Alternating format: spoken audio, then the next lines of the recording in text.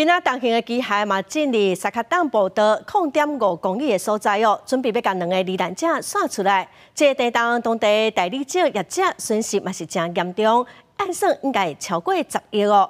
另外，伫木瓜溪边仔的文兰川附近有大面积的崩山，有部分的徛家地基嘛拢空去。镂空的哈。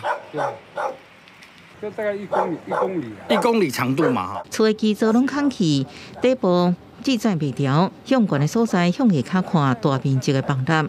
我木瓜溪的文南川，厝起伫个边坎顶悬，7点2地动了后，10外户的徛家是真无安全。先问一下，然后再问一下那个录音机。强烈地动震毁家园，也带走真侪条性命，家属悲痛办丧事。死者是这一摆地动伫苏花罹难的姓吴连接车的司机。作为全家的经济支柱，被连落石头公司一家伙生活出现困难。我们觉得应该不可能，不是他听到消息、看到照片就。有人甲至亲分离，有人生活受冲击。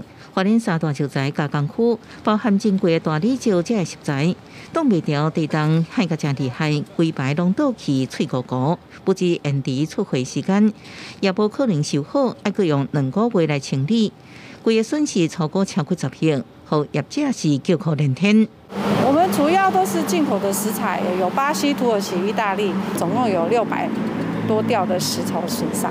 我们非常迅速的找出一个大概约2公顷的一个土地，这个部分初估是可以来解决这个我们的这个破碎大理石材的一个现在一个堆置的一个问题。地动重创花莲地区消除居住甲经济层面的问题，目前也有6人失去联络，搜救人员继续重点搜查沙卡党中基区车站，各进入0.5公里来开火，有希望搬出疑似渗油的腐乳的遗体。记者综合报道。